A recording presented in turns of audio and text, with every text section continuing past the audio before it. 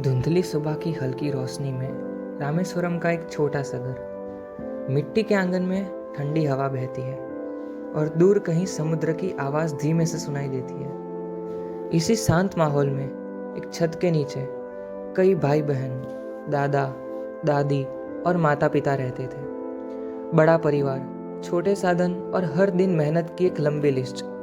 और उस पूरे घर की धड़कन थी उनकी अम्मा। सुबह से लेकर रात तक घर का हर काम, हर जिम्मेदारी और इतने लोगों का खाना, सब कुछ वे अकेली संभालती थी। चूल्हे की आग, आटे की खुशबू और उनके पाँवों की थकान दिन भर साथ चलती थी।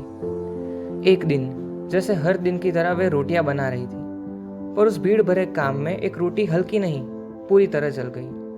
काली, कड़क और सख्त। अम्मा ने तुरंत उसे अलग रख दिया। दिल में एक ही बात थी कि यह जली रोटी किसी और की प्लेट में न जाए। शाम को सब खाना खाने बैठे। बच्चों की हंसी, थकान भरा दिन और घर की गर्मी। लेकिन उस थाली के किनारे एक जली हुई रोटी चुपचाप इंतजार कर रही थी। हर कोई खाना खाता गया, पर अम्मा उस जली रोटी को किसी को लेने नहीं दे रही थी। आखिर में जब बाकी सब रोटियां खत्म हो गई तो वही एक रोटी बची थी। तभी अब्बा ने कहा, यह रोटी मैं खाऊंगा। अम्मा ने उन्हें रोका, नहीं, ये जल गई है। वह ध्यान नहीं रख पाई, पर अब्बा ने हंसते हुए थाली आगे खींच ली। उनके चेहरे पर मुस्कान थी, जैसे उन्हें कोई मीठा पकवान मिला हो। वे सुकून से खा रहे थे, मानो रोटी नहीं, अपनी पत्नी के प्रेम को चबा रहे हो। अम्मा ने धीरे से कहा, माफ करना, आगे से वह इतना ध्यान रखेगी कि रोटी कभी जले ही नहीं। अब्बा ने मुस्कान के साथ जवाब दिया, जो इतना सारा काम अकेले करती है, उससे एक छोटी सी गलती हो जाए तो क्या हुआ, कोई बात नहीं। यह सुनते ही छोटे अब्दुल कलाम खुद को रोक नहीं पाए। उन्होंने पूछा, अब्बा, क्या यह रोटी कड़वी नहीं लग रही? अब्बा ने उस समय जो कहा वह एक वाक्य नहीं था, वह एक जीवन मंत्र था।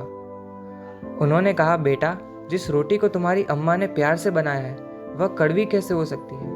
और भगवान ने हमें ये मजबूत दांत सख्त चीजें चबाने के लिए ही तो दिए हैं।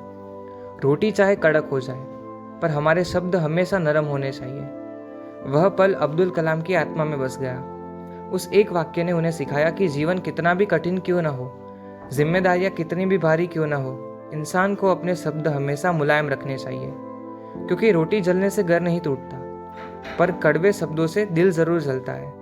और शायद इसी संस्कृति, इसी घर और इसी सीख ने भारत को उसका मिसाइल मैन दिया।